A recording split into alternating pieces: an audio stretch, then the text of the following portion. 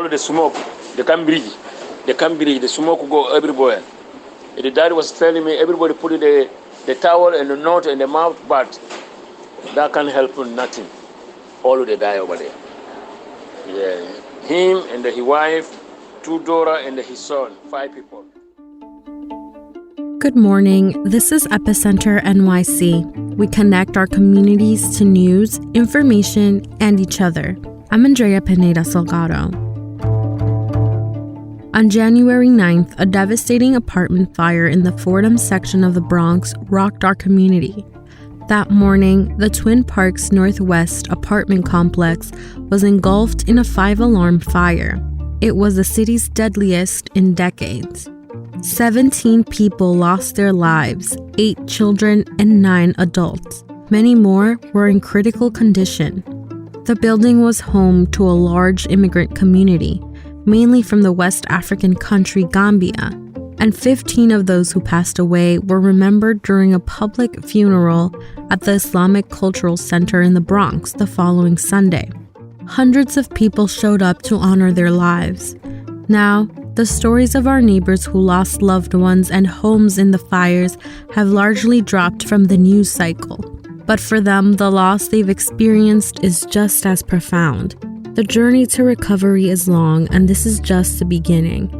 That rings true for Ibrahim Kamana. Even though Ibrahim didn't live in Twin Parks Northwest, he knew many people that did.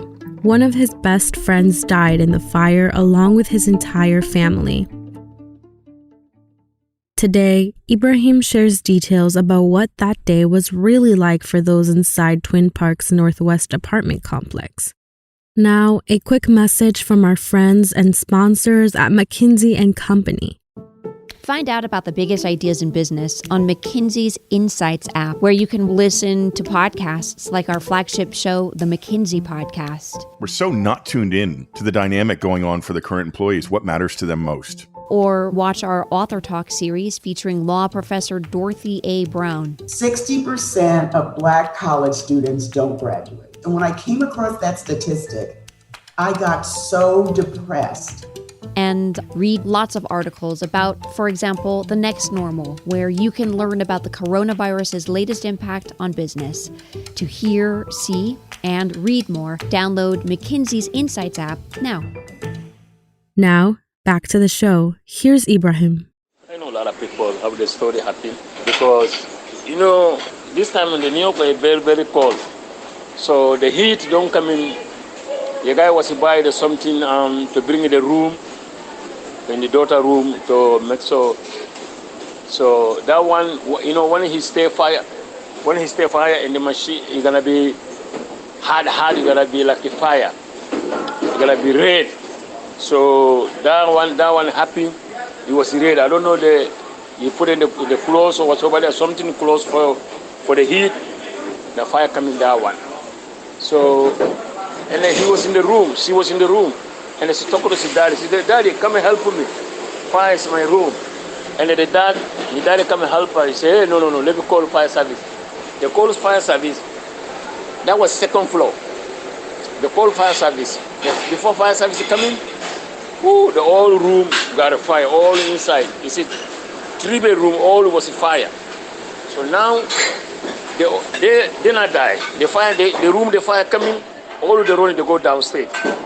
The fire comes with power and then they light it off. When they light it off, anybody see offset, 19th floor up, nobody can come down. So they leave the door is open inside the room. So fire coming everywhere and the smoke will go up. So they light it off. The elevator is now working, nobody can go down. So from 2nd floor to down, that's people, they come outside.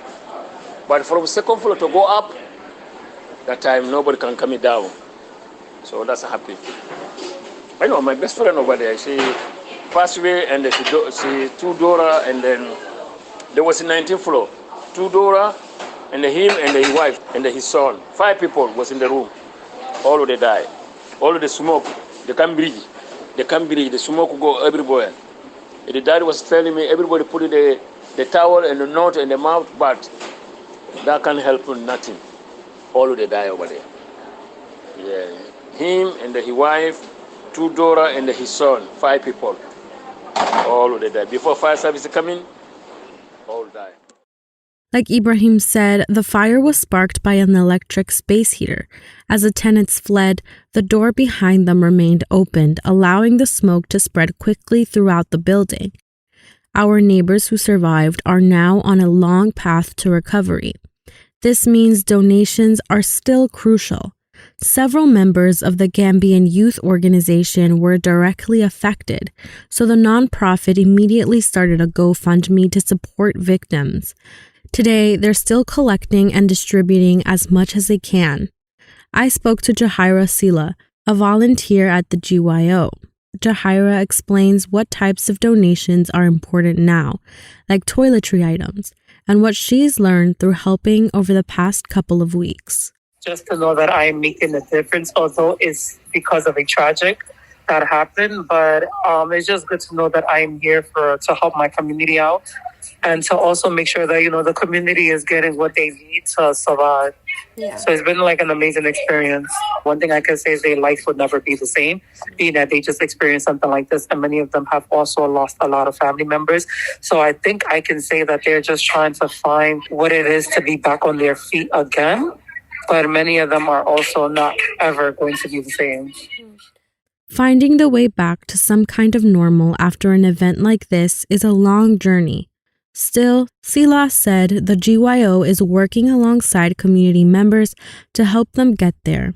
So what's most needed right now, to be honest with you, is more like toiletry items. We noticed that a lot of our toiletry items have been gone. So victims have been benefiting more from those type of items. So that's what is needed more as of right now. I just want New Yorkers to know that this is a tragedy situation that happened. But I just want New Yorkers to know that, as you can all see, we are all here and we are all in this together. We are trying our best to make sure another situation like this does not ever happen. But we need all New Yorkers to stand together as one to continue to fight for this, because this is just the start. Home fires happen in the winter more than any other season, according to the National Fire Protection Association. And heating equipment, like the space heater responsible for starting the Bronx fire, are involved in 1 in 6 of reported home fires. Especially now, it's important to be proactive. I talked to Captain Michael Kozo, the director of the FDNY Fire Safety Education Unit, about what steps we can take to stay safe. Yeah, I'm Captain Michael Kozo. I'm the director of the FDNY's Fire Safety Education Unit. So just talking a little bit about the 2 major fires that have happened in the Bronx. So far, how do you think investigators think they started? So what I'm hearing from the first fire, where 17 people lost their lives, we're hearing that it was started from a space heater. We haven't gotten any further information as to exactly what happened with the space heater, but they do feel that it was a space heater. What kinds of people are most at risk of fires? I don't think that there is any specific type, but I think our most vulnerable population tends to be children, and then our seniors, our older adults, tend to be the most at-risk populations that we're seeing right now. And how can people who live in big cities stay safe from fires?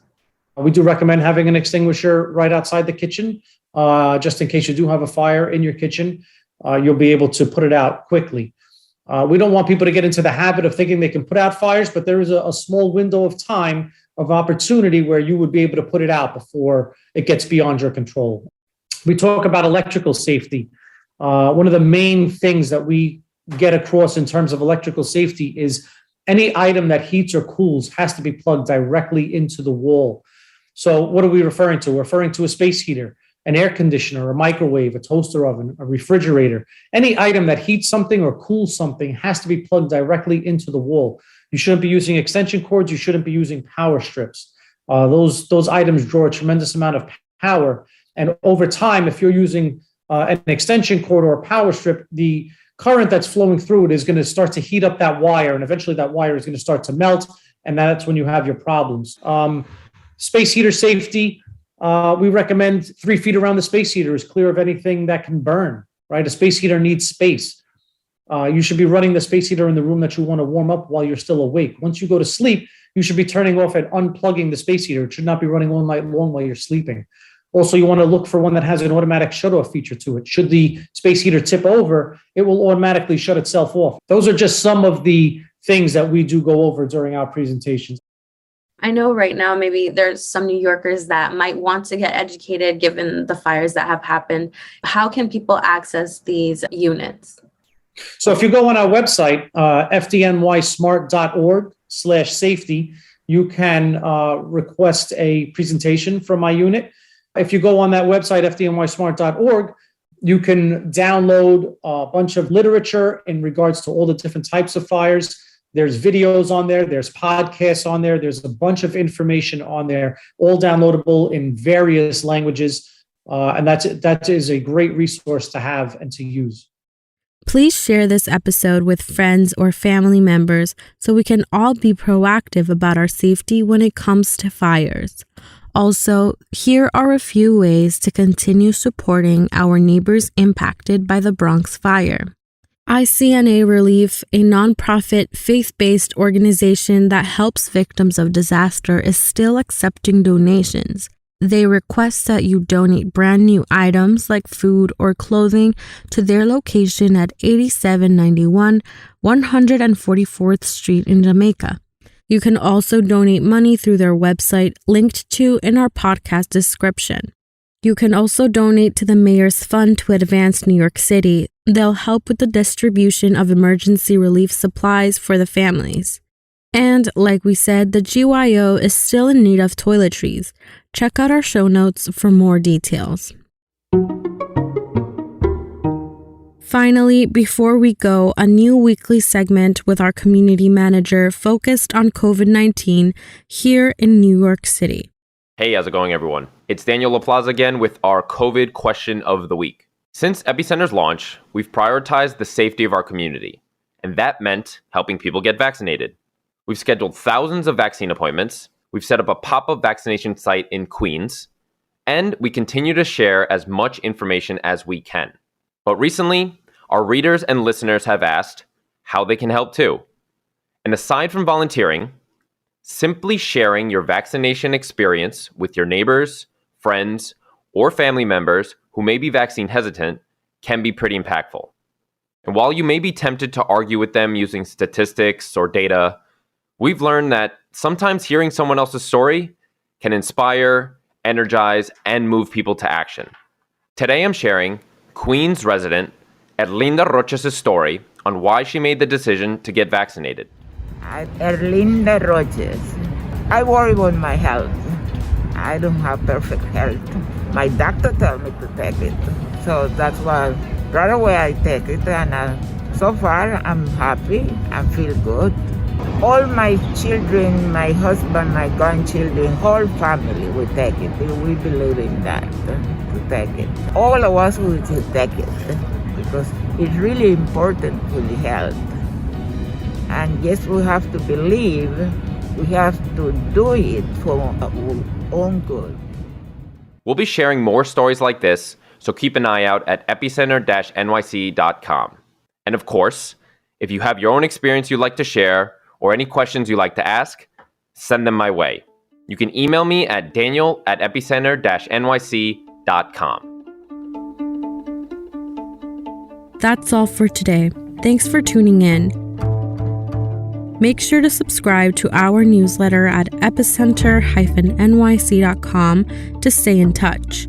Our intro music is All the Pretty Horses by Karavika. You can find more of their music on their website, linked to in our podcast description.